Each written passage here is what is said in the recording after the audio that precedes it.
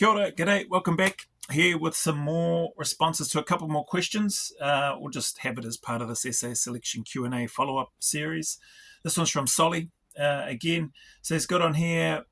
On cycle for the Australian/NZ SAS, are there any days or phases which are generally considered the hardest? Thanks for your time, mate.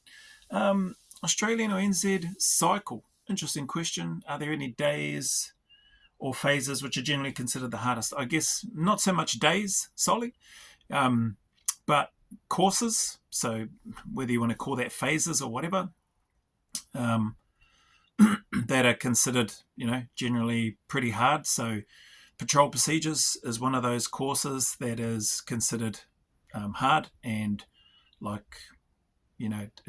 intense when it comes to scrutiny and also fieldcraft and skills that you need to be able to apply and demonstrate to a high standard, especially live fire, break contacts, man down drills, all that sort of stuff in the bush.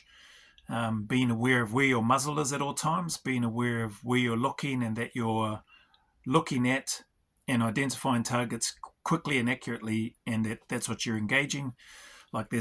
Without going into all the detail, there's a heck of a lot of stuff in regards to the patrol procedures course. So that would be one course in particular that's deemed pretty hard for both Australia and NZ. I'd say probably another one of those or another course would be the combat survival. So they're probably more so, probably the combat survival, like those first parts or first phases of it where you're being broken down and you've got very little food and you're running on low energy, you're taking on board information and lessons, and then you need to be able to apply that. And then eventually it results in you getting captured and going in the bag and getting tuned up for, anywhere from 48 to 72 hours, going through all the resistance to interrogation stuff. So that's a challenging course, a hard course to get through. There's, again, without going into all the details, there's a bunch of stuff that happens as part of the lessons, as part of what you're expected to be able to do, recall, say, not say, etc., as part of the course at the relevant time. So that's another challenging course. At least these are courses that I found hard anyway, and can't go past the black roll counterterrorism stuff and the CQB involved in that.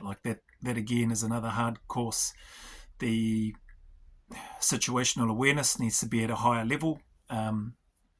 Once again, in small and enclosed environments, in urban environments, stairwells, corridors, multi-rooms, multi-levels, live fire, live ammunition with your mates moving, before clearing and breaching, breaking through a threshold or whatever, dealing with obstacles, barricaded doors, use of shotguns and explosives in small, typically relatively enclosed spaces, the overpressure to deal with, the knocks on that the body takes, the sometimes tunnel vision through the gas mask and trying to focus in on, and heavy breathing and a little bit of fogging up starting to happen on the inside of the gas mask. Those are hard courses, or I found them hard, challenging, but awesome. So as much as they may be difficult and, generally considered the hardest, I don't know if they'd be considered the hardest. I definitely found them hard and I found them challenging, but at the same time, I just thought they were awesome. I loved it.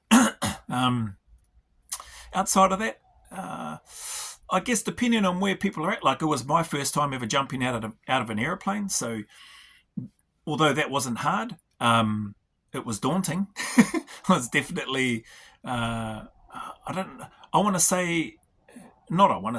was looking forward to it and excited, but I think as the moment drew even closer and now you're all kitted up and you're actually on the aircraft and it's taken off and you are in the air and you've got the instruction and you've hooked on and you've done all your checks and everything like that and checked your mate's center pack tie, cleared to the cable, hooked on, pin secure, blah, blah, blah, doing all that sort of stuff.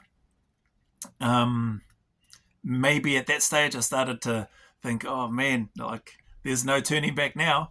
But again, there was that sense of excitement as well as probably a healthy amount of anxiety at the same time as well. What else was there? Probably those are probably the main ones. Patrol procedures, combat survival, counterterrorism, CQB stuff, and maybe the parachuting. But actually, the parachuting part, the ground training was the hard part. Like getting up and actually being in the plane and jumping out of a plane, apart from some hard landings that I did have. The hardest part of that course was the ground training. Like that was miserable. Long hours, like it was like doing PT for 6-7 hours of the day, depending on who you had. Like bloody hell, I recall having Jim Pickey for quite a while, one of the operators in the unit, big Jim Pickey, and like bloody hell, it felt like we were getting thrashed every day with our power rolls and everything else, and doubling around everywhere, and just the work. Maybe it wasn't, but that's what it felt like my memories of that. I also felt like it conditioned me or us well as well for the ongoing other courses that we would then be having to do as part of cycle. So hopefully that helps. Whilst I'm on here, even though your question is to do with cycle, I've got another question here from a young fella on Instagram. I won't read out all of it, but it's a nice message. And basically what made me smile is he's asking, is there, what would I recommend in terms of routines? Like, is there, training wise, is it more of a muscular build, or is it more of a smaller, skinnier or slimmer type build that is preferred for the unit? And it did make me smile just because, I guess the perception, no matter how much is out there, like I've heard multiple UK SF, Australian SF, US SF, probably even NZSF, former SF speak about, it doesn't matter if you're big and muscular and all that sort of stuff, in terms of getting through the selection part, that is, and even going on, dare I say, into cycle and then serving in the unit. What matters to me, so I've responded to the young fella, but what matters, I think, to me, in my opinion, is a person's ability to use their frame or their build to be able to function well and be able to perform all the work and the jobs and the requirements of the role itself. So, if you are big and muscular and you can do all of that, awesome. If you're smaller, slimmer, more wiry, and you can still carry everything and do everything else, equally awesome. If you're somewhere in between, being skinny and wiry or big and muscular, and you're just sort of average Joe in the middle there somewhere, that's cool as well. So as long as you can make it work. To be honest, I did share with the young fella that there's actually some people that are in the regiment, at least from what I observed, who some might consider to be a little bit on the porkier side, a little bit on the heavier side with regards to what people's, I suppose, perceptions of what an operator looks like or is supposed to look like. I know it caught me off guard when I'd seen a couple of them, and I'll be honest, like I never witnessed, I'm not saying that there's heaps, like by far the more, probably what I observed is probably just the average Joe, middle of the road, like not super muscly, not super skinny, just somewhere in between. That's probably the predominant body type, for want of a better term, in terms of if you're looking at body types for the regiment. And don't get me wrong, at the same time, there are some outliers who are blinking bloody big units, and then you've got some other, again, I would call them outliers, who you'd look at them and probably, you'd see a porkier guy, one of the porkier fellas, and you see the real slim, wiry fella and think, nah, those guys aren't in the regiment.